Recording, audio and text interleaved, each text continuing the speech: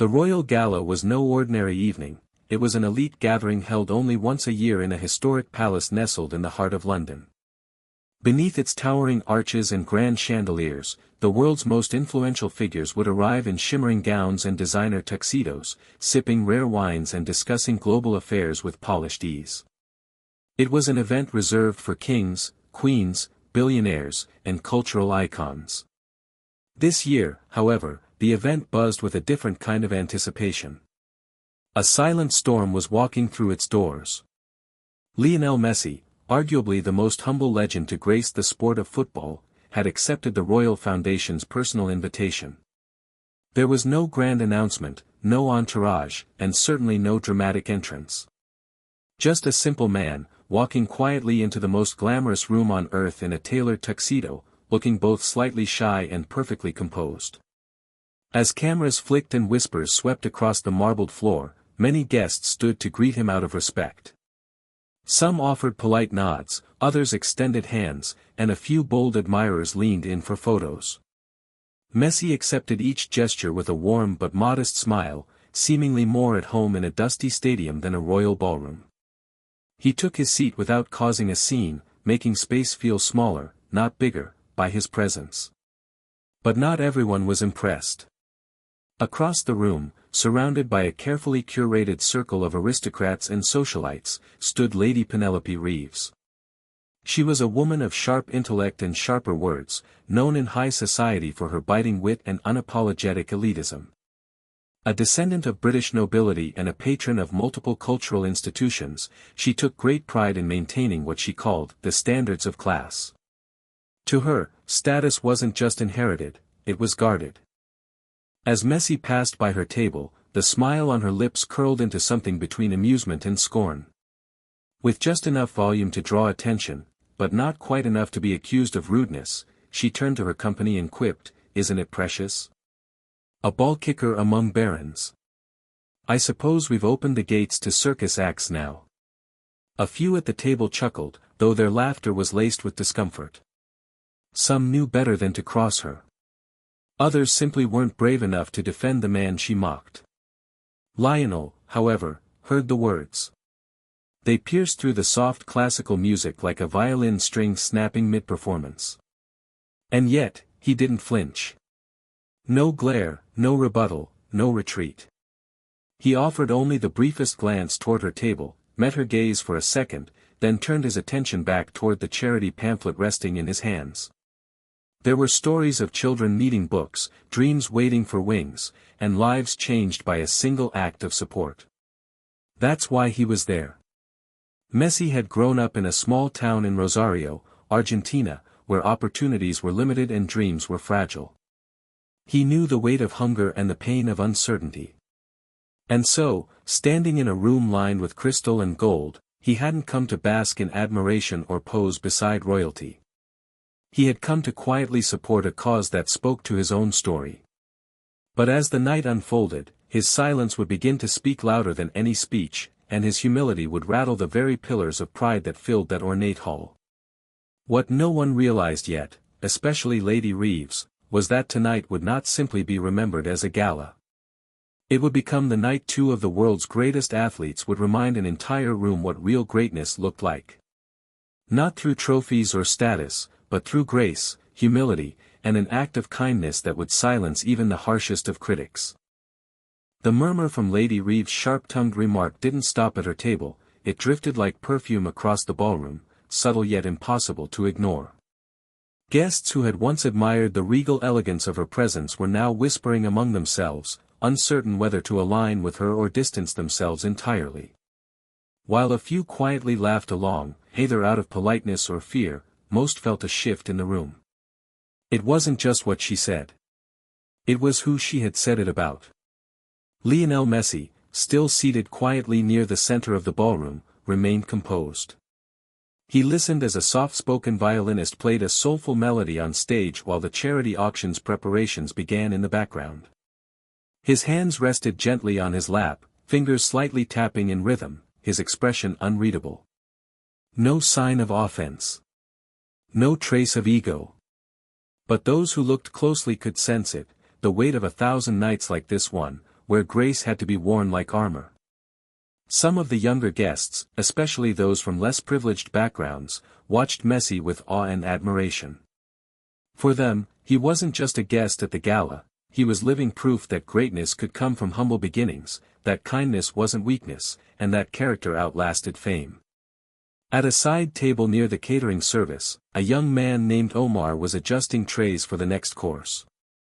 Clad in a crisp white uniform and balancing plates like second nature, Omar's eyes lit up the moment Messi entered the room. He didn't just recognize him, he revered him.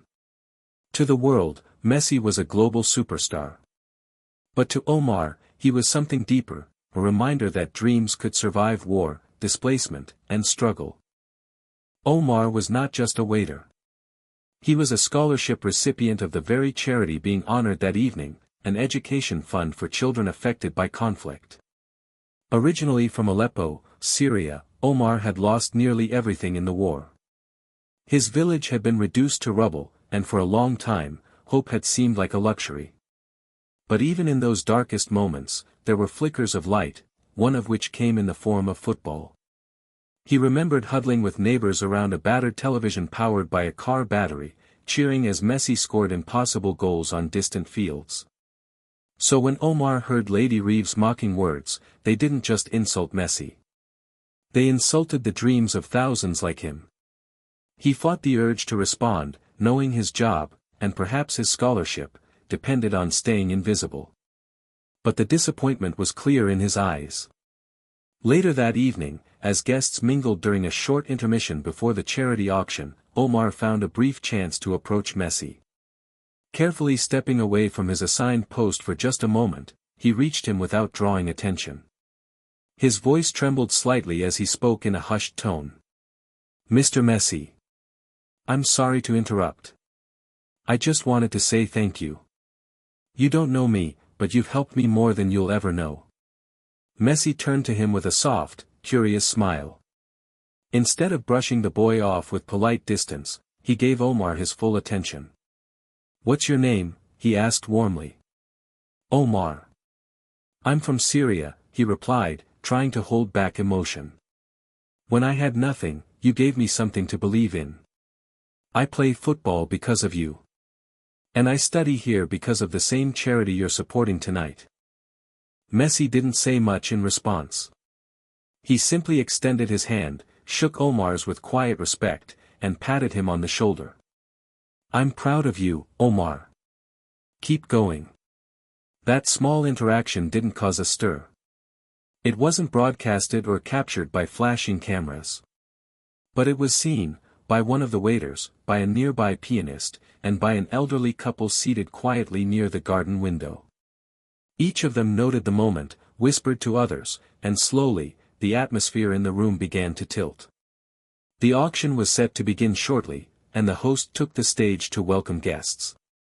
Items were displayed, exclusive art pieces, signed memorabilia, luxury getaways, but none received as much buzz as the final donation announced by the MC. With modest flair, the host lifted a velvet cover from a display case revealing a framed jersey and a pair of golden boots. Donated anonymously, but we all know the magic behind them. This is the very kit worn during the final match of the last World Cup by Lionel Messi. Gasps echoed around the room. The air shifted. Even the most indifferent guests straightened in their chairs. The auctioneer explained that Messi had not only offered the priceless memorabilia but had pledged that the proceeds would go directly toward building sports centers for children in refugee zones. There was no speech from Messi. No self-promotion. He remained seated as applause broke out. Some clapped out of respect, others out of guilt. But far away, standing stiffly beside her table with a wine glass in hand, Lady Reeves raised an eyebrow and muttered just loud enough for her friends to hear. "How charming. He thinks boots can build schools now. Isn't that just so, adorably naive?" This time, the response was different. The chuckles were fewer. One man beside her coughed awkwardly and turned away. A woman seated nearby shifted uncomfortably and avoided eye contact. Even her own assistant seemed frozen, unsure whether to respond or pretend she hadn't heard. The energy in the room had begun to resist her. Not with confrontation, but with quiet rejection. Kindness, humble, quiet, and unshakable, was winning ground. And while Lady Reeves didn't yet realize it, the mirror of that kindness was beginning to reflect her back to herself. And not in a flattering light.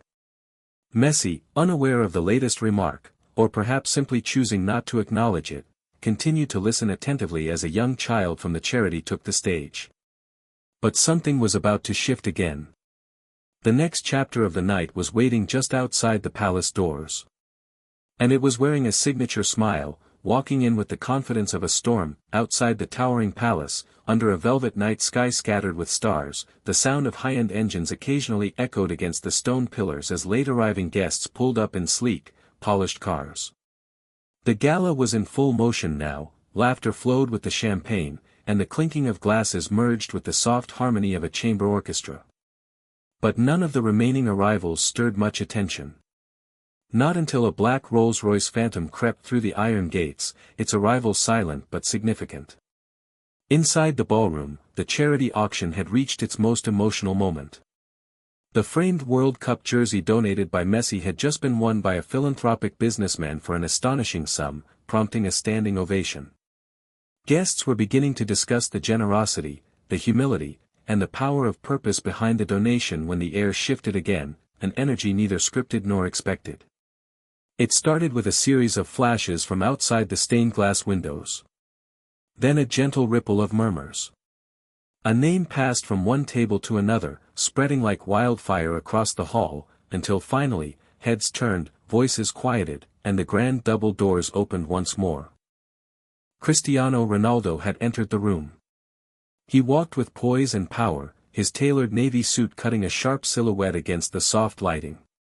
While Messi had slipped in like a breeze, Ronaldo arrived like a gust of wind, calculated, confident, magnetic. He moved with the air of someone used to the weight of eyes and the rhythm of whispers. But there was no arrogance in him tonight. Just presence. Commanding yet calm. Unlike Messi's quiet corner seat, Ronaldo was immediately surrounded. Diplomats greeted him with firm handshakes, celebrities asked for photos, and even the royal host offered him a warm welcome. But his attention wasn't absorbed by the fanfare. His gaze moved steadily across the room until it landed on one man, seated at the far end, almost hidden by the flower arrangements and soft candlelight. Messi hadn't stood up. He simply gave a subtle nod and a half-smile from his seat. And in response, Ronaldo walked through the crowd, past chandeliers and champagne towers, straight to his longtime football counterpart. The two embraced briefly, not just a handshake, but a hug. It wasn't theatrical. It was layered. Decades of rivalry, mutual respect, shared battles, and world-shaking victories echoed in that simple gesture. The applause that followed wasn't wild, it was respectful. It felt like something historical had just happened, two titans of the modern age in one room, not competing, not comparing, but coexisting with grace. Most in the room were enchanted. Except one. Lady Penelope Reeves sat frozen in her seat, wine glass halfway to her lips, eyes narrowed. For someone who prided herself on maintaining emotional distance and social control, the arrival of Ronaldo had caught her off guard. She couldn't ignore the reaction he sparked in the room. She leaned over to her closest companion, the same one who had laughed earlier at her jokes, and muttered under her breath with a dry smile, "Well, well. Two footballers in tuxedos." Cristiano Ronaldo had entered the room. He walked with poise and power, his tailored navy suit cutting a sharp silhouette against the soft lighting. While Messi had slipped in like a breeze, Ronaldo arrived like a gust of wind, calculated, confident, magnetic. He moved with the air of someone used to the weight of eyes and the rhythm of whispers. But there was no arrogance in him tonight. Just presence. Commanding yet calm. Unlike Messi's quiet corner seat, Ronaldo was immediately surrounded. Diplomats greeted him with firm handshakes, celebrities asked for photos, and even the royal host offered him a warm welcome. But his attention wasn't absorbed by the fanfare. His gaze moved steadily across the room until it landed on one man, seated at the far end, almost hidden by the flower arrangements and soft candlelight. Messi hadn't stood up. He simply gave a subtle nod and a half-smile from his seat. And in response, Ronaldo walked through the crowd, past chandeliers and champagne towers, straight to his longtime football counterpart. The two embraced briefly, not just a handshake, but a hug. It wasn't theatrical. It was layered. Decades of rivalry, mutual respect, shared battles, and world-shaking victories echoed in that simple gesture. The applause that followed wasn't wild, it was respectful. It felt like something historical had just happened, two titans of the modern age in one room, not competing, not comparing, but coexisting with grace. Most in the room were enchanted. Except one. Lady Penelope Reeves sat frozen in her seat, wine glass halfway to her lips, eyes narrowed. For someone who prided herself on maintaining emotional distance and social control, the arrival of Ronaldo had caught her off guard. She couldn't ignore the reaction he sparked in the room. She leaned over to her closest companion, the same one who had laughed earlier at her jokes, and muttered under her breath with a dry smile, "Well, well. Two footballers in tuxedos. What is this, a sports banquet disguised as a royal gala?" Her voice dripped with mockery, but there was an edge of something else now, bitterness, perhaps even unease.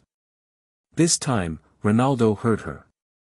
He hadn't been trying to listen, but her tone had a way of announcing itself, slicing through the flow of celebration like a sour note in a perfect symphony. He paused. His smile dimmed just slightly. He turned toward her with the elegance of a man who had handled both cheers and jeers from millions. His steps were quiet but deliberate as he crossed the room. Guests watched in silence. The orchestra faltered momentarily. Even Lady Reeves' smile faded as he approached her. Cristiano Ronaldo stood before her table, but his expression bore no anger, no indignation. He wasn't here to win an argument. He wasn't even here to confront her. His tone was composed, his voice steady. "Good evening," he said, offering a courteous nod. "I don't believe we've met. I'm Cristiano." Lady Reeves blinked. "Yes, of course," she said, reaching for her composure. "Quite the gathering tonight." He smiled slightly. "It is. And it's more than a gathering. It's a night for something bigger than names. Bigger than football." She opened her mouth to respond with another witty retort, but he continued, softly but clearly. "I grew up in a small island town. My family didn't have much. My mother cleaned houses. My father worked as a gardener. What we had was love and discipline. I know what it's like to not have a seat at the table." His words landed heavily. Guests nearby leaned in, captivated. He gestured lightly toward Messi, who remained seated, respectfully silent. "And that man you mocked earlier, he's built hospitals, funded children's cancer treatments, and saved lives without once making a speech about it. He doesn't do it for applause. He does it because it's right." Lady Reeves looked around, suddenly aware of how many people were watching, and how few were laughing now. Ronaldo's tone never wavered. "You see, people like us, we get judged for how we arrive. But what matters is how we leave, what we leave behind. The impact we have. The respect we give." He took a step back, nodded once more, and smiled, not with smugness, but with quiet pride. And then he turned and walked back toward Messi. The ballroom didn't erupt in applause. It didn't need to. The silence spoke louder. Lady Reeves sat motionless, her reflection shimmering in the untouched wine before her. Somewhere in the corner, Omar, the young waiter, stood still, watching. He wasn't the only one. From nobles to newcomers, something had shifted in the room again. Respect was no longer a performance. It had become the atmosphere itself. The gala continued, but it wasn't the same. Messi and Ronaldo sat side by side, talking, laughing gently, while others watched in quiet admiration. No rivalry. No spotlight. Just two men, once divided by headlines, now united by something much deeper, purpose. And without knowing it yet, Lady Reeves was about to find herself at the center of a moment that would forever change her understanding of greatness. ChatGPT said. The ballroom, once filled with idle chatter and subtle one-upmanship, now seemed to breathe slower. There was a tension in the air, not uncomfortable, but charged, as though something greater than status or celebrity had just entered the space and rewired its atmosphere. Lady Reeves, still seated at her table adorned with gold-edged menus and flickering crystal votives, seemed far less amused than she had been earlier. Her eyes had narrowed, not with suspicion, but with something she was unaccustomed to, unease. For the first time in years, her sharp tongue had met a wall that didn't fight back, didn't flinch, but didn't bend either. Cristiano Ronaldo had returned to his seat beside Lionel Messi, and for a long moment, neither man said much. They didn't need to. It was a rare, honest silence between two giants who had spent the better part of their careers on opposite sides of the world's most public rivalry. They sat with quiet dignity, shoulders relaxed, expressions thoughtful, while around them, others finally started to see what had been there all along, men shaped not by fame, but by their choices. Messi tilted his head slightly and offered a small, knowing smile, grateful, but not surprised. He had always known Ronaldo's public persona was just that, public. Behind the headlines and the heated debates on who was greater, there had always been a mutual respect that transcended competition. It wasn't forged in press conferences or social media posts, it was forged in years of watching each other evolve, fail, win, rise again. Elsewhere in the room, the ambience had shifted entirely. It wasn't the music, though the quartet had subtly changed to a softer, more emotional piece. It wasn't the lighting either, though the chandeliers now seemed to cast a warmer hue. It was something intangible. Something human. The air no longer carried the brittle edge of ego, but the weight of reflection. Lady Reeves sat unusually still. She had been the epicenter of the night's early arrogance, but now found herself on the fringes of relevance. Her usual comfort, her sharp wit and disarming comments, felt useless, even awkward. She glanced around her table, only to find her companions looking everywhere but at her. Their laughter, once eager to align with her sarcasm, had dried up completely. They weren't avoiding her, not exactly. But they weren't defending her anymore either. She reached for her wine, took a slow sip, and attempted to recalibrate her thoughts. She was used to commanding rooms like this one. She was used to being right, or at least never being challenged. But tonight felt different. Something about the way Ronaldo had spoken to her, so calmly, without an ounce of anger or condescension, had pierced her defenses. He hadn't insulted her. He hadn't even tried to correct her. He had simply told his truth. And worse, he had told Messi's. She glanced across the room, watching Messi laugh quietly at something Ronaldo had whispered. They were, relaxed. At peace. While she, for the first time in a long time, was restless. Omar, still lingering near the back with a tray half filled with empty glasses, had seen everything. He'd watched Lady Reeves mock, Messi endure, Ronaldo respond. And now, he couldn't help but feel as if the balance of the night had corrected itself. For someone like him, someone who came from a war-torn home and had climbed each rung of opportunity with bare hands and grit, this night wasn't about luxury or titles. It was about being reminded that the people he looked up to were worthy of that admiration. And yet, something surprising was about to happen. During the final hour of the gala, guests were ushered into a smaller adjoining hall for a last round of speeches and performances from the charity's young ambassadors. The transition was slow and elegant, with guests lazily following the stewards. As Messi stood to leave, he looked back, just for a second, and noticed Lady Reeves struggling slightly with her purse and shawl. Her assistant had disappeared somewhere, and she stood awkwardly beside her chair, looking around for someone familiar. He didn't hesitate. Without ceremony or hesitation, Messi walked over to her. "Do you need help?" he asked quietly. She looked up, surprised, disarmed. For a moment, she didn't know how to respond. Her pride clashed with the undeniable fact that she had publicly belittled this man not once, but twice. Yet here he stood, offering her help without spite, without superiority, with nothing but a calm sincerity in his voice. She stammered, I can manage, but, thank you." He gave a faint nod, as if to say, "I know you can. That's not the point." They walked side by side, slowly, toward the next room. A few guests noticed. Some whispered. But no one interrupted. Then, just as they reached the arched entryway of the second hall, Cristiano appeared again, holding a glass of sparkling water. He raised it slightly in a mock toast and smiled at Lady Reeves. "Messi's always been better at this kindness thing," he said playfully.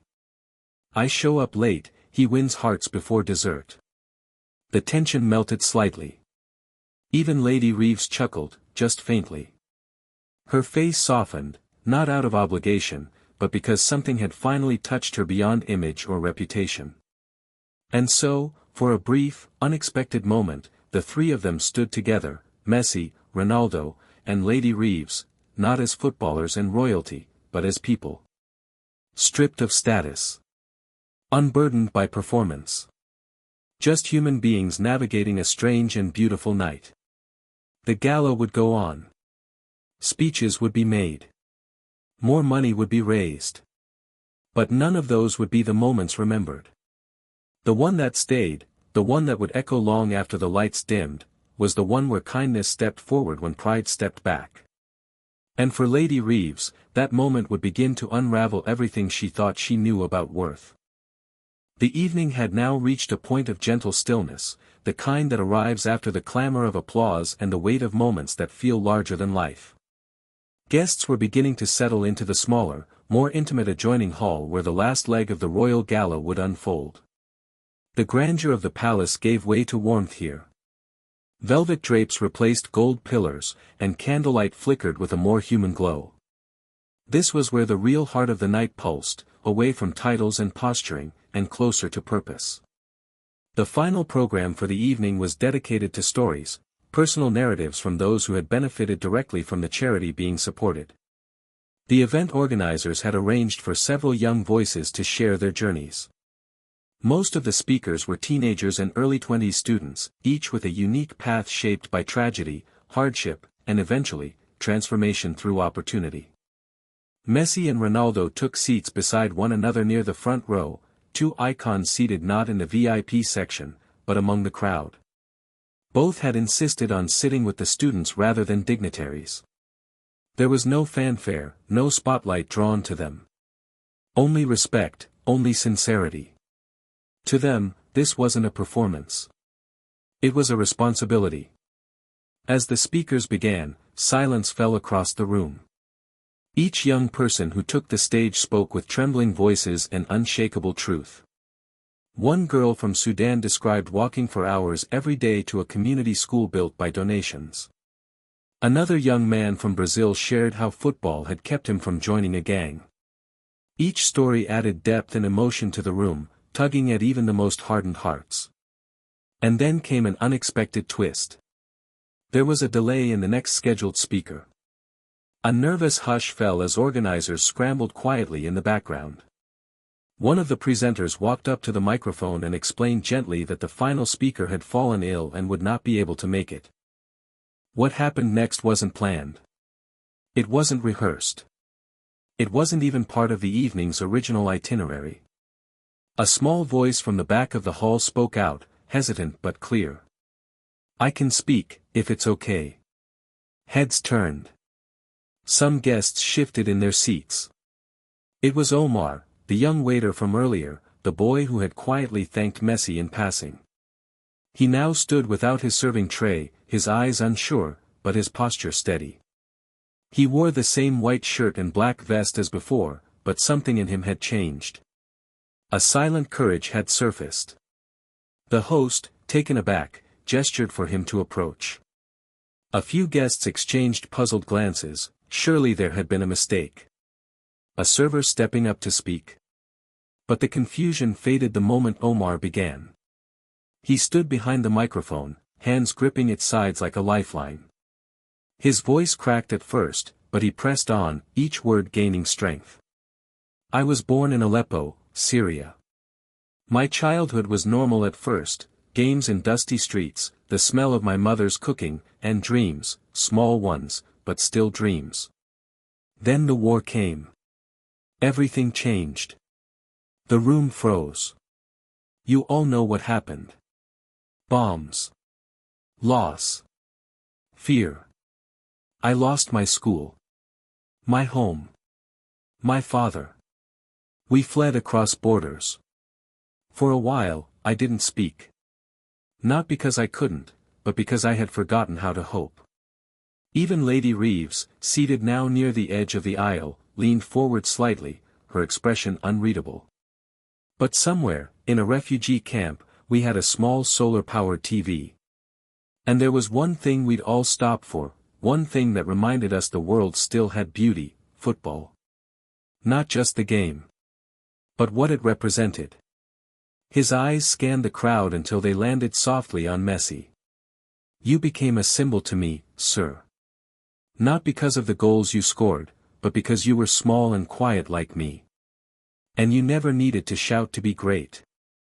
You just kept showing up.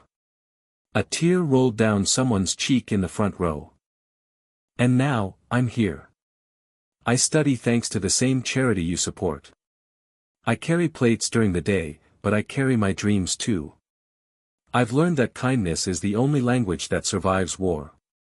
He paused, chest heaving slightly. Tonight, I saw people mock you. I saw others stay silent. But I also saw you offer help to someone who didn't deserve it. I saw another man defend you not with anger, but with truth. And I realized something. The hall was utterly still. You two are not just legends of sport. You are legends of character. As he stepped down, the room erupted, not with the roar of a football stadium, but with something far deeper. Applause, yes. But also reverence. Guests stood. Eyes filled. Lady Reeves remained seated for a moment, hands clenched on her lap, breath caught in her throat.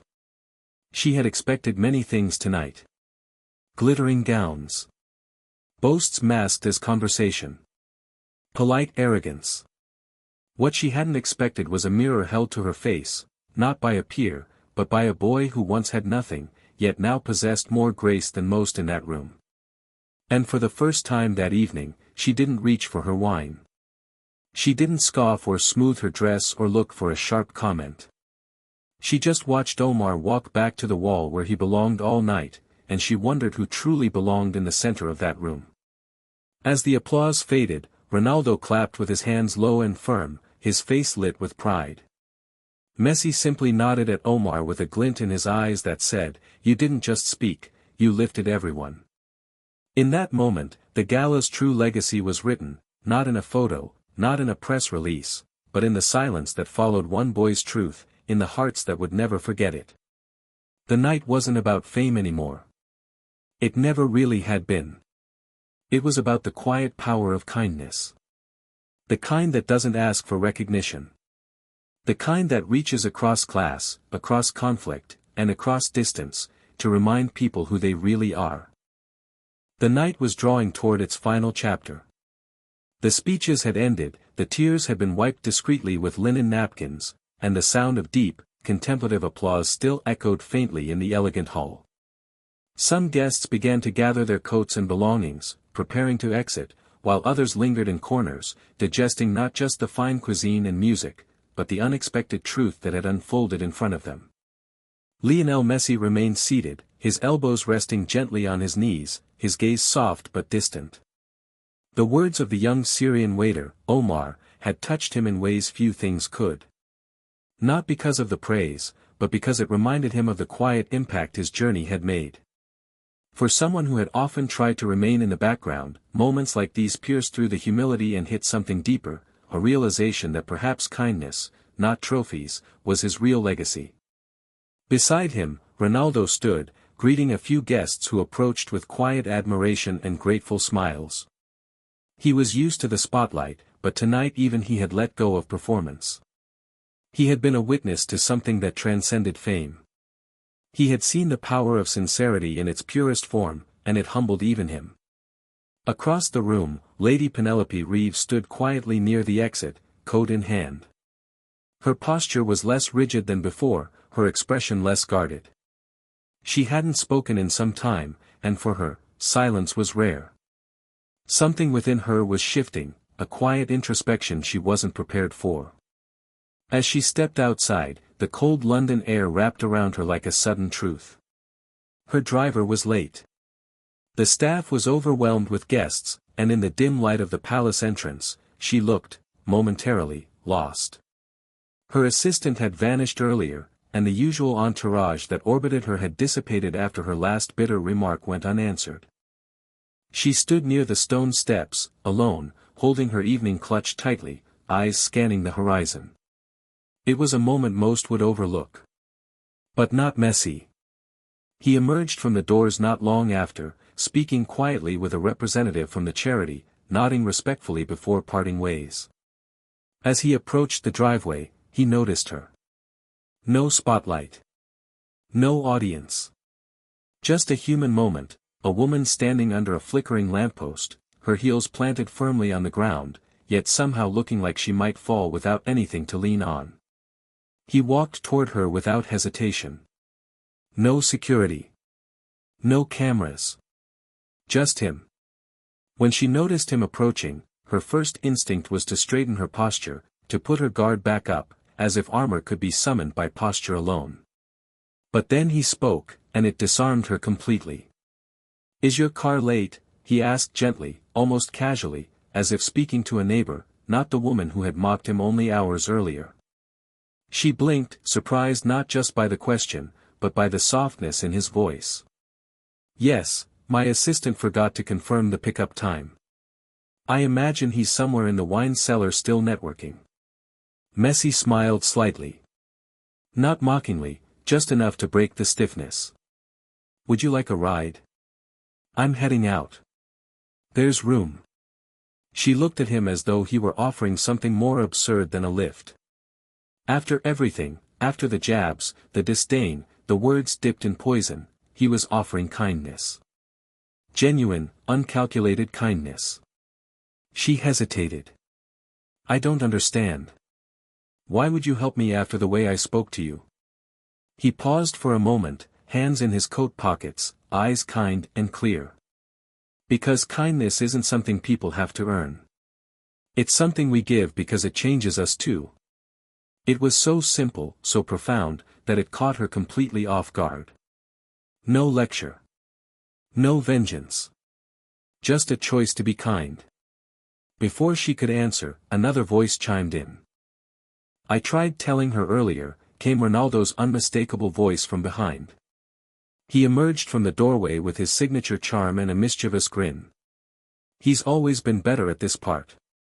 I just lift weights and trophies. He lifts people." Messi chuckled, shaking his head.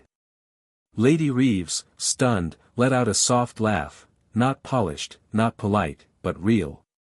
The sound of a wall cracking open. She looked between them, two of the most recognized faces in the world, offering her not judgment, not humiliation, but grace. "I think I'll accept that ride," she said quietly. Messi nodded and led the way to his vehicle, a sleek, black sedan, nothing extravagant. Ronaldo, ever the showman, pointed dramatically to his own custom Rolls-Royce and joked, "Or we can all go together.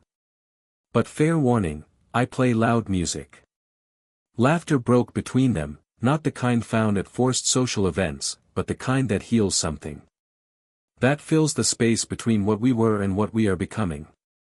As they drove off, the city lights flickered across the windshield, and silence settled again. But this time, it wasn't awkward. It was peaceful. Lady Reeves looked out the window, watching London pass by in soft motion, her thoughts tangled in what she had witnessed and felt. Somewhere deep inside, a new question was beginning to grow, not about others, but about herself. The kind of question that doesn't ask, who are they to be great? But rather, who am I becoming in the presence of greatness? That night, in the quiet hum of the car, with no flashing cameras, no curated audience, and no elaborate script, she realized that some transformations don't begin with triumphs. They begin with the smallest, humblest act of decency. And sometimes, the loudest echo of kindness is the one that leaves you questioning why it took you so long to listen. The night had ended long ago, but the memory of it lingered like perfume in the fabric of those who were there. The royal gala, often remembered for glittering gowns, networking elites, and meticulously crafted speeches, had taken on a different shape that year. It was no longer just a charity event wrapped in gold and applause. It had become a quiet awakening. Not just for Lady Reeves. Not just for Omar. But for everyone who had witnessed the unfolding of something so disarmingly human amidst such overwhelming grandeur. In the days that followed, no official statements were released. No press conference was held. No publicists curated a story for the headlines. And yet, the story traveled. Clips from the event, recorded discreetly by some of the attendees, began surfacing across social media. Not the ones with celebrities posing on the red carpet. Not the glamorous entrances or the orchestra performances. But the quiet moments, Messi standing with Omar, Ronaldo speaking to Lady Reeves, the boy's trembling voice sharing his truth on stage. Those were the clips that caught fire. Not with virality driven by scandal, but with something far rarer, sincerity. And then, something unexpected happened. A donation was made to the charity. A large one. Anonymous at first, though it didn't take long for those close to the organization to uncover the truth. Lady Penelope Reeves, known for her lavish spending on high society events and extravagant artwork, had made the single largest personal contribution in the charity's history. Not for press. Not for reputation repair. For something far more personal. She didn't speak about it. She didn't need to. But those around her noticed subtle changes. She began attending fewer galas and more community events. Her speeches shifted from laced irony to grounded sincerity. And most notably, she established a new scholarship fund under the charity's umbrella, dedicated to displaced youth with creative aspirations. The name of the fund? The Omar Initiative. Far away, in the modest student dormitory where he lived, Omar received the news one rainy afternoon via a folded letter handed to him by a smiling administrator. He sat in silence on his narrow bed, the paper trembling in his hand.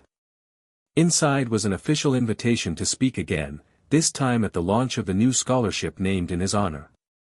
He read it once, then twice, before setting it down and whispering, as though speaking to a memory rather than a person, "Thank you, Mama. You were right, kindness finds its way back." Meanwhile, Messi returned to Argentina, as quietly as he had arrived in London. No grand declarations. No interviews. But his schedule had subtly changed.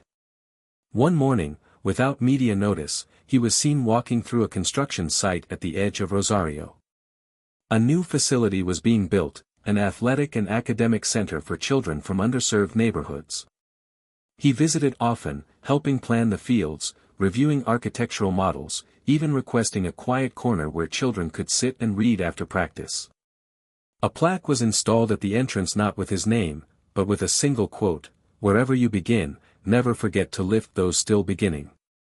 Cristiano Ronaldo, too, had returned to his rhythm. But that gala had left its mark on him in quieter ways.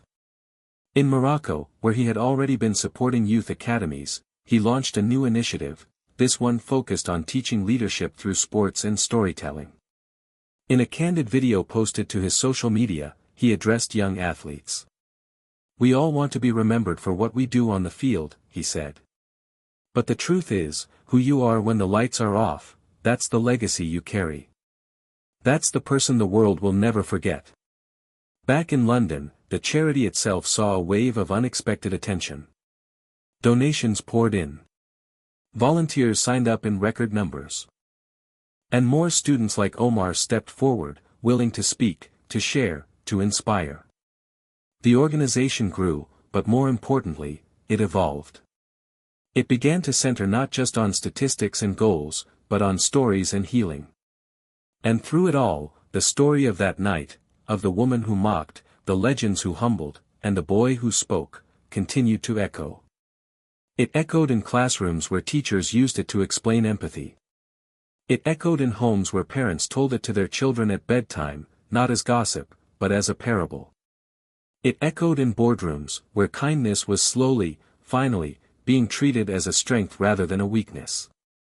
And most of all, it echoed in the hearts of those who had forgotten how powerful one good moment could be. Because the real truth of that night wasn't just in what happened. It was in what it changed. Not just on paper, but in people. Greatness, as the world often defines it, is tallied in trophies, medals, and broken records. But there's another kind of greatness, quieter, deeper, the kind that walks towards someone when no one else will. The kind that offers help without expectation. The kind that listens before it speaks. The kind that forgives before it judges. And in a ballroom made for royalty, beneath chandeliers designed to reflect diamonds, two men reflected something far rarer, grace. No audience. No rivalry. No spotlight. Just kindness, choosing to speak when cruelty had nothing left to say. And in that choice, legacies were redefined, not through applause, but through the silence that followed. The kind of silence that changes people. The kind that never really fades.